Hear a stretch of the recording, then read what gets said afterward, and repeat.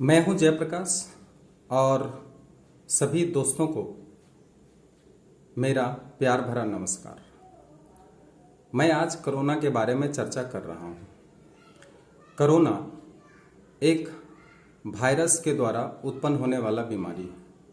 ये पूरे विश्व में महामारी के रूप में, पेंडेमिक के रूप में फैल गया है और ये बहुत जल्दी खत्म होने वाला भी नहीं है।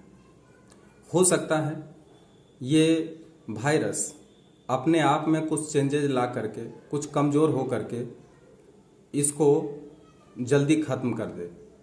अगर ये जल्दी ख़त्म हो जाता है तो मेरा और हमारे देश का सौभाग्य की बात है कि ये ख़त्म हो गया है। परंतु अगर ये ख़त्म नहीं होता है और अपना वेरिएंट को चेंज करते जाता है तो ये बहुत दिनों तक चलने वाला बीमारी है। इसलिए हमें आज अपने आप को बचाना है। अपने आप को बचाने के साथ साथ अन्य लोगों को भी बचाना है। तो इसके लिए हमें जागरूक होने की आवश्यकता है। आप सोचते हैं कि वैक्सीनेशन ले लेंगे उसके बाद हम निश्चिंत हो जाएंगे, परंतु ऐसा नहीं है। वैक्सीनेशन आपको 1 साल तक आपका शरीर को सुरक्षा दे सकता है, परंतु फिर 1 साल के बाद आपका शरीर में वो वैक्सीनेशन का असर खत्म हो जाएंगे। अगर ये वेरिएंट अपना चेंज करते रहेगा, ये वायरस अपना रूप को अगर बदलते रहेगा तो ये हमको काफ़ी दिनों तक परेशान करते रहेगा। इसलिए फिलहाल जो उपाय है वो वैक्सीनेशन का है। आप वैक्सीनेशन लीजिए और वैक्सीनेशन ले करके फिलहाल अपने आप को सुरक्षित करिए, परंतु इससे ये बीमारी से निजात नहीं पा सकते हैं। इसके लिए हम अपने अंदर इम्यूनिटी को विकसित कैसे करें, इसके लिए हमें हमेशा सतर्क रहना पड़ेगा। इसके लिए हमें जो भोजन उस पर ध्यान देना पड़ेगा जिस भोजन को करने से हमारा इम्यूनिटी बनता हो और इम्यूनिटी बढ़ता हो। इम्यूनिटी बढ़ाने से ही हमारा सही तरीके से हम उससे सुरक्षित हो सकते हैं।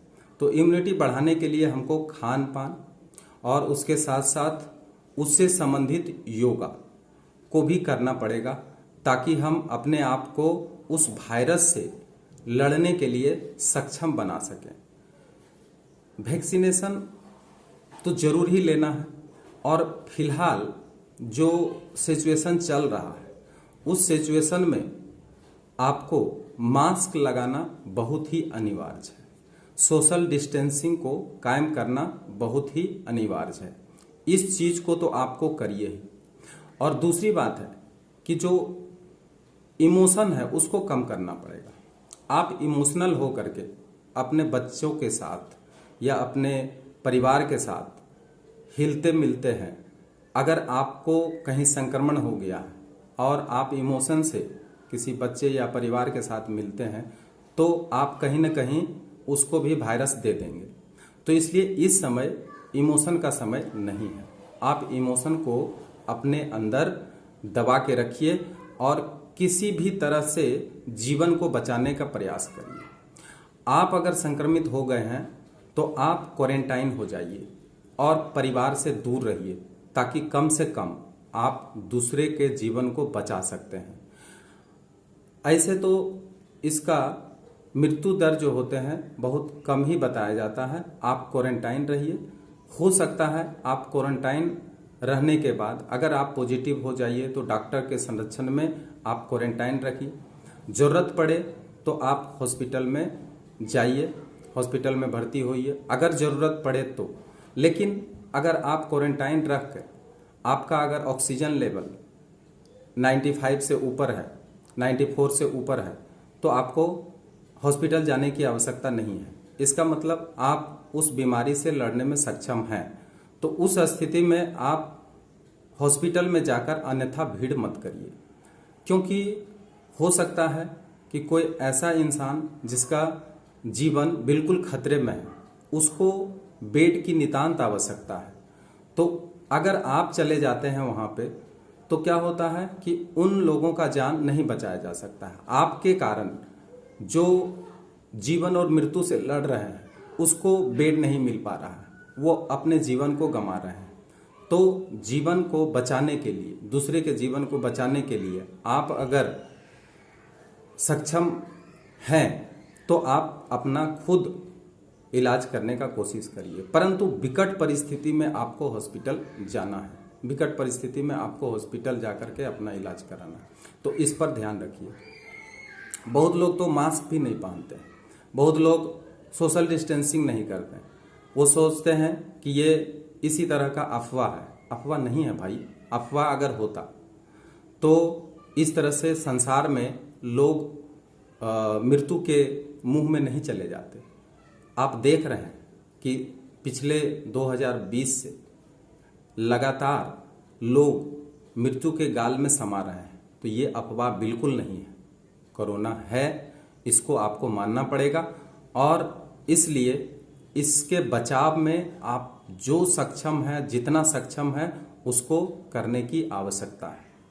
आप मास्क नहीं पहनते और एक जो नर्सें हैं या जो डॉक्टर्स हैं वो दिन भर किट पहन करके 24 घंटा किट पहनते हैं और किट पहन करके वो इलाज करते हैं। तो आप सोचिए, इतनी गर्मी में वो किट पहन करके 24 घंटा तक वो अपने आप को बर्दाश्त करते हैं और रक्षा करते हैं उन जीवों का, उन प्राणियों का रक्षा में लगे हुए हैं। तो इसलिए उसको अगर सोच के देखें तो आपका एक मास्क, वो भी कहीं बाहर निकलने से, लेकिन कहा जाता है कि आप घर में भी रहें तो कोशिश करें मास्क पहनने का। परंतु बाहर तो अगर जाते हैं तो निश्चित रूप से मास्क पहनिए, सोशल डिस्टेंसिंग का पालन करिए। अभी फिलहाल ये बहुत ही आवश्यक हो गया है। और वैक्सीनेशन जरूर ले लीजिए। वैक्सीनेशन फिलहाल आपके जीवन को सुरक्षित करेगा।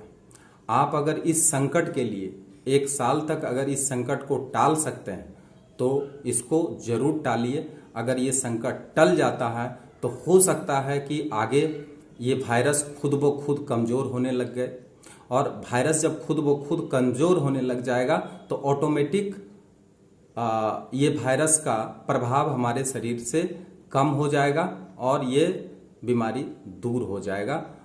तो ऐसा आशा हम करते हैं कि ये वायरस धीरे धीरे कमज़ोर हो और हमारे देश में इस बीमारी से मुक्ति का जो संदेश है वो आए।